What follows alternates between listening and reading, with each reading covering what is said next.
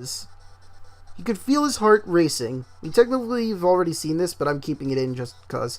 A mixture of anticipation and fear ran through his veins, and he could feel his legs shaking.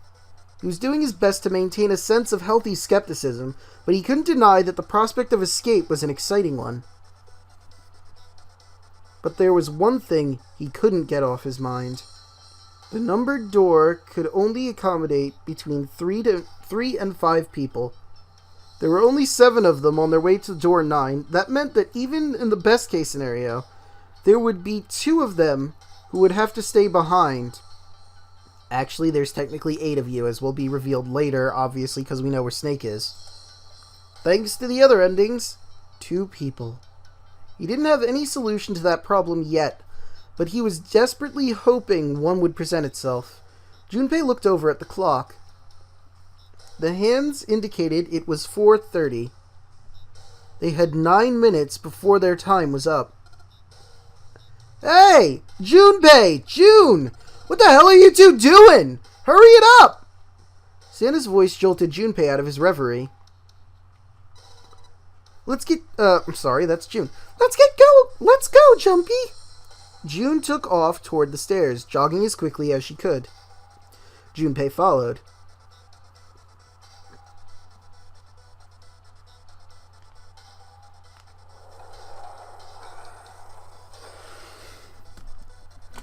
Time to go through door transitions.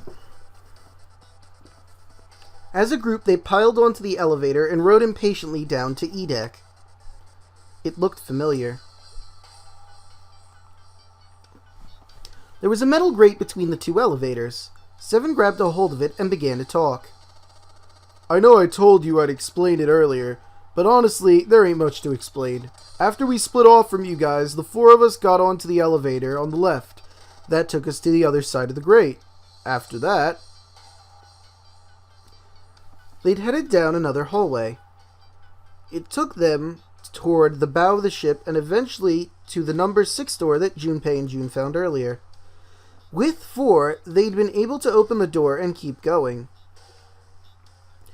As usual, they faced a locked door, but had been forced to complete 2 different areas before they could unlock it. Once they were through that door, there was another hallway that went in the other direction, toward the stern. So, on your way, you found the elevator. That's right. So in other words, you kinda did a lap, huh? You came from that side to this side. Yeah. With that settled, Junpei looked around. So, where's the number 9 door? Over here. Follow me. Seven began to walk down the hallway toward the that led toward the stern. Junpei and the others broke into a jog to keep up with him. They had been walking for a while. June in silent step with Junpei when she spoke. You know, it's because of Santa that we're all here right now. Huh? That all 7 of us are going to door 9. Question mark? You don't get it? Santa, 7, and Lotus. What's their digital root? 3 plus 7 plus 8 is 18. 1 plus 8 is 9. 9. It's 9. That's right. They could have just left me behind and kept going if they wanted to. But they didn't. Yes, because Santa wouldn't let them. He said, we can't leave June behind. That's why we went looking for you guys. Then you got on the elevator and went back to the central staircase. That's right. Well, I wouldn't have called that one. But Santa would be the one to stick up for you, I mean. Junpei felt his eyebrows knit as he considered that. Oh, don't get me wrong. Perhaps June had sensed Junpei's concern. I don't mean that 7 and Lotus said they wanted to leave me behind. We were just talking about it, and Santa objected to it first. Junpei was about to respond when 7 suddenly stopped. In front of them stood a door. So this is it. Junpei couldn't see 7's face, but he could see him nod. There's no other place for us to go? Nope. Just look around. At the end of the hallway was a thick iron wall. To the left and right, other hallways led to the port and starboard sides of the ship, but they were closed off by thick metal grates. It looked as though 7 was right. The door in front of them was their only choice. Alright, let's get moving. He pulled open the door and walked in. Junpei took a deep breath and followed. It appeared they'd been telling the truth. Now, here's the thing. I don't know whether I want to end this here or keep it going. If I do too many bonus episodes, we're actually going to have more bonus episodes than actual episodes, and that would be embarrassing. But, I might be able to just compound them. We'll see. It appeared they had been telling the truth. The first thing Junpei saw as he entered the room was the number 9. Like all others, it was a rough thing, made of red paint. The door it decorated sat on the back wall of a rectangular room. Junpei ran up to it. It was a large double door with powerful styling. Something about it was almost majestic, and it made the red paint look especially garish. Junpei grabbed the handle and shook it. It didn't budge. But then, he hadn't really expected it to. The red was bolted to the wall, all over the place. The red was bolted to the wall next to the door. Its display read vacant. Sorry about that fumble there. That was awkward. Finally, they'd arrived. Junpei felt a flood of emotion wash over him. I really killed the emotion there with that fumble. I digress. He felt the chill down his back, and his chest tightened even as the blood began to boil. He was about to speak when... Junpei, look behind you. He turned around. Junpei could scarcely believe what he saw. A door and a 9. There was another one.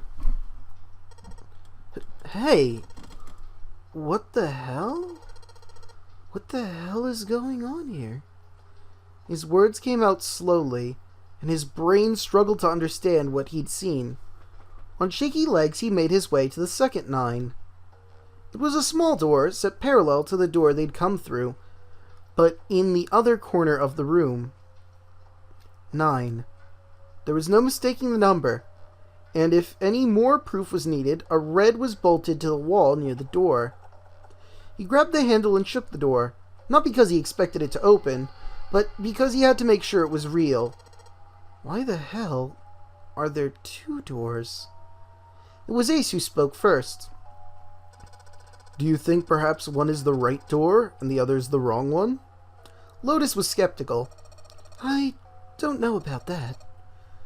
That seems unlikely. What makes you say so? Well, think about all the rooms we've been through so far. They're full of puzzles, but there are always hints about how to solve them. I'm pretty sure there aren't any rooms where we just had to go with our best guess and leave it up to instinct to solve the puzzle. Do you really think at the very end of this game, Zero's going to suddenly throw in something that depends entirely on luck? Then you're saying there's some sort of hint in this room? No, I don't think there's a hint anywhere in here. I searched it very well when I was in here before. I didn't find anything that might have been a hint, though. Well then, that means... Yeah, both of these doors are the right door. I mean, if you think about it, Zero never actually said there was only one door with a 9 on it. The exit is hidden, but it is there. Seek the exit. Seek the door that carries a 9. I'm surprised June didn't hear 7 knocking on the coffin while she was in here. Junpei began to mutter to himself. So if there are 2 number 9 doors, if we split it up right, that's not gonna work. Junpei blinked and looked up at Clover. She held out her hand. You've got a notebook and a pen, right? Can I borrow them? Slightly confused, he pulled them out and handed them over to her.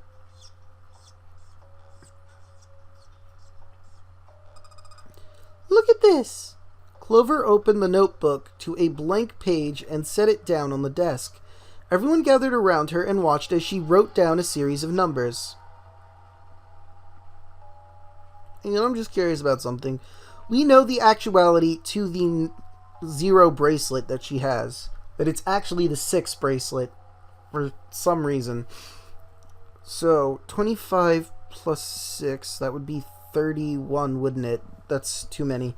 Okay, 6 and 6, that'd be 12 added to it. So that would be 32. Okay, so that wouldn't help either. Okay, never mind. The rest are 16. You get it? The numbers on the top are all the combinations with a digital root of 9.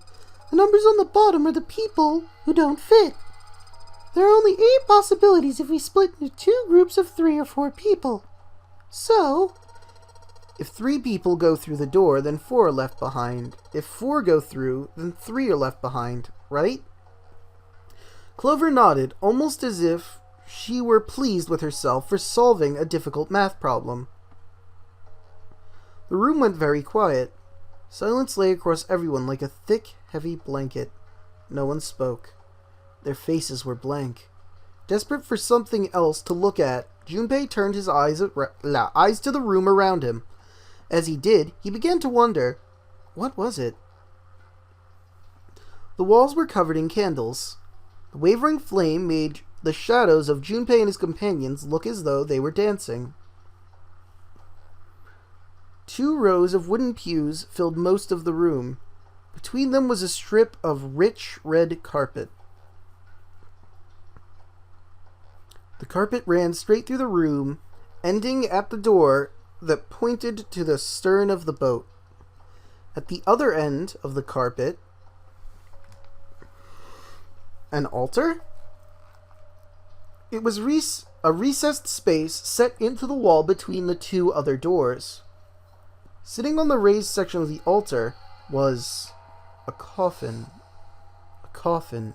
A coffin. A coffin. No, it couldn't possibly be. But if it wasn't, then whose body occupied it? That was as far as Junpei wanted to pursue that line of thought. He decided not to think about the coffin for the time being. At the moment, 7 spoke. There was an edge of humor to his voice, but it was forced. Okay. I give up. I figured out if we stayed around here long enough, somebody would volunteer, but I guess nobody's got the guts to do it. Junpei didn't understand, and he wasn't the only one. What? You guys don't figure it out yet? Ugh, fine. Let me enlighten you. Clover was mostly right with her little explanation earlier, but she missed something. She wasn't really wrong, she just... Argh, screw it! Let me just write it down. 7 snatched up the notebook and began to write in it. Everybody else clustered around him, desperate for a look. 1 plus 3 plus 5 equals 9. 4 plus 6 plus 8 equals 18. 1 plus 8 is 9. 7 remains. If you're trying to leave with a group of 3 and a group of 4 and get everybody out, Clover's right. But there's another way. Only one combination, though. If you split us up into groups of 3, 3, and 1, you can make this combination. Wait, this means... Don't get me wrong here. I'm not trying to copy Ace or anything like that. Even if he hadn't been the hero back in the big hospital room, I'd still be saying the same thing. The same thing? Are you saying... Yeah, I am. I'll stay behind. Exclamation point! Actually, wait, I'm sorry. I'll do the solid thing. Win, win, win, win, win. Why are you acting so heroic all of a sudden? Are you some kind of idiot? Lotus was the first to speak. That in itself was a little strange. She'd reacted much differently when Ace had volunteered. I'm completely against this. I'll be goddamned if I'm going to have to owe you for getting out of here. The rest of them began to speak all at once. I'm against it too. I didn't want to leave Ace behind, and I don't want to leave you either. I don't like that idea. There's gotta be other options. I disagree as well. I can't say I care much for you being the hero. Finally, they quieted down. Junpei looked at 7. Well, there you go, 7. Proposal denied. Clover's right. There's got to be a better way than this. 7 made some noise that was somewhere between a derisive snort and a cough. Humph. Doesn't make any sense. He was doing his best to pretend they were making a foolish decision, but Junpei could see the twinkle of water in the corner of 7's eyes. Aww. That was when Santa spoke. Whoa, hold on a minute. I haven't said anything yet. Until then, Junpei hadn't realized that Santa had stayed quiet for the whole discussion of 7's fate. Something in his voice made Junpei uncomfortable. Are you agreeing? You want to leave him here? Santa shook his head. Nah, I'm against it. I don't want to leave 7 here alone. And I don't see how it matters. I said alone. Eh? I said I don't want to leave 7 alone. There was a dull shine in Santa's eyes. They were cold and hard. Junpei felt himself shiver. But what the hell are you... What, you don't get it? I can't leave just one person. I need 2 more. 3 people, including 7. I'll be leaving behind 3 people. That's my proposal. No. Those are my orders. What do you mean, orders? What the hell makes you think you can order us around? Who the hell's gonna listen to you? You all will. In 3 seconds, you won't have a choice. Well, what? 3, 2, 1. Santa was so fast, Junpei could barely see him. When he moved, it was almost like watching a dance. His feet moved like lightning. He spun and... Ah! Okay, what the fuck? How many people does that count that are willing to kill the rest of the people on here? I guess desperate times, desperate measures, sure, but... Let's see, Ace killed them and was a dick about it. Santa is now going to try and use the gun and be a dick about it. I guess Snake and Clover really just upset because their sibling died, so I guess I can give them a pass on loss, but... Jesus! He had June. See? I told you.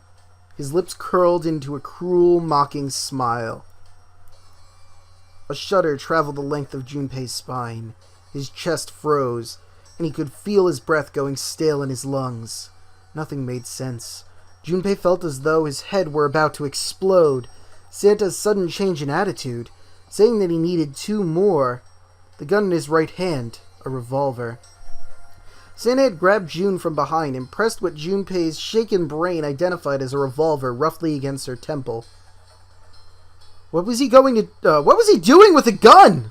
Where on earth had Santa possibly found a gun?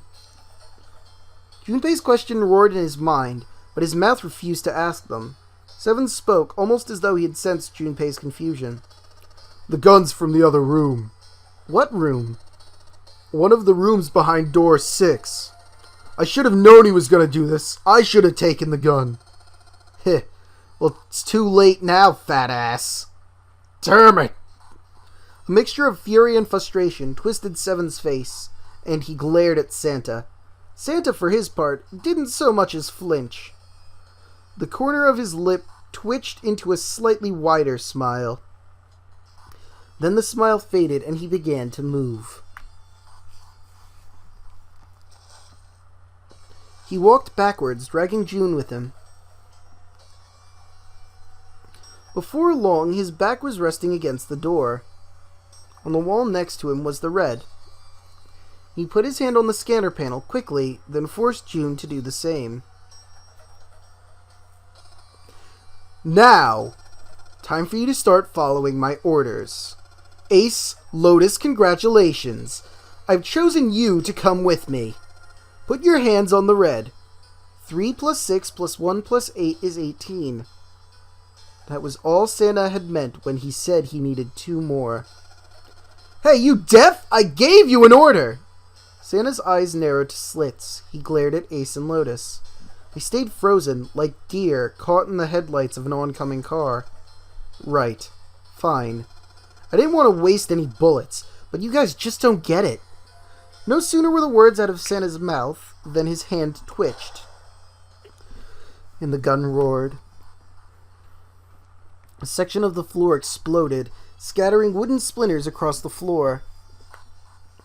A thin plume of smoke snaked out of the hole in the floor. There could be no doubt that the gun was real and worked. But why? Santa, why are you... Clover's voice spoke of betrayal and disbelief. Santa, I thought you were one of us. I thought you were friends. What? You knew about the leaf word and the four-leaf clover. Santa's cheek twitched, almost imperceptibly. What the hell is that shit? I've got no idea. You're lying! Shut up! Just shut up, you stupid bitch! You want me to put a bullet in your fucking head? Flecks of spit flew from Santa's mouth, his face twisted with rage. Clover recoiled, her eyes wide. When she spoke, her voice was very small. Santa... He snorted, then shook his head vigorously, and turned to face Ace and Lotus. Alright, assholes! What are you still standing there for? Get over here and scan those bracelets. I don't have all day. Oh, what's the matter? Your hearing starting to go? Going senile, maybe? Ace and Lotus still didn't move. It almost seemed as if they couldn't move. June's face was pale behind Santa's arm. Her eyes were wide, and her chest heaved with every quick breath, like an animal cornered by a predator. Junpei's mind worked furiously. What were they going to do? Then he realized something. There was nothing that he needed to do. There was nothing to debate. June's safety was the first priority. That much was obvious. Doing as Santa had commanded meant that she would be safe from at least 2 threats. She wouldn't be shot, and she would leave the ship alive, along with Santa, Ace, and Lotus. There was only one thing for Junpei to do. He turned to Ace and Lotus. Please. Go. Huh? But... Junpei! What are you saying? If you stay here, you're gonna be stuck, Junpei! So will Clover and Seven! I know. But you don't need to worry about us. We'll figure something out. Right, Seven? Right. You just leave it to us. It's gonna piss me off to do what Santa says, but... Don't worry about me either. There's still something I have to take care of. But... No! You can't! Ace! Lotus! Don't do it! Don't worry about me, please! June was almost crying. Junpei walked around behind Ace and Lotus. Without a word, he laid a hand on each of their backs and gently pushed them forward. They almost stumbled, then righted themselves and took another step, and another. They turned around, and Junpei nodded. Ace and Lotus turned around again and walked slowly toward the door where Santa was waiting for them. After what seemed like an eternity, they stopped in front of the door marked 9. Santa smiled. Alright, now let's get those hands on the scanner panel. What's the holdup? What, you think I'm fucking around here? I don't give a shit about this girl. The red doesn't need a person, you know. All I need is the bracelet. You get it? Good. Now put your fucking hands on the scanner. I'm not gonna say it again. He shoved the revolver harder against June's head, and she winced. Fine. Ace sighed, defeated, and placed his hand on the scanner panel. Lotus was next. Lotus glared at Santa and slammed her hand on the scanner panel. The 4th asterisk blinked on. Good job. Now Lotus, pull that lever. Soon as the door opens, you get your ass in there. Try anything stupid and you know what happens, right? Junpei could almost hear Lotus's teeth grind.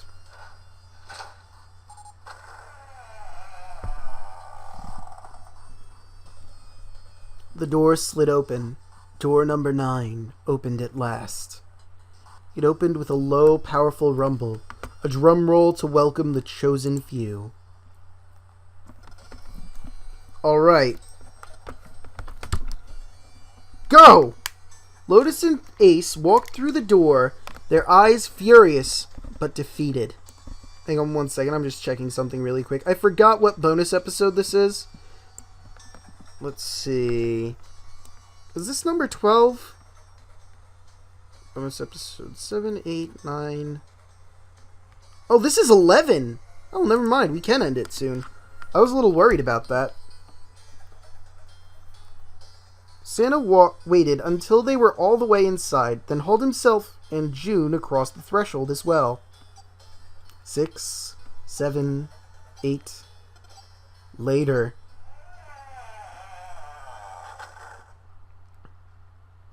This episode's probably split into parts. After exactly 9 seconds, the door swung shut. With that, I think we're going to end this bonus episode here. See you guys in the next one.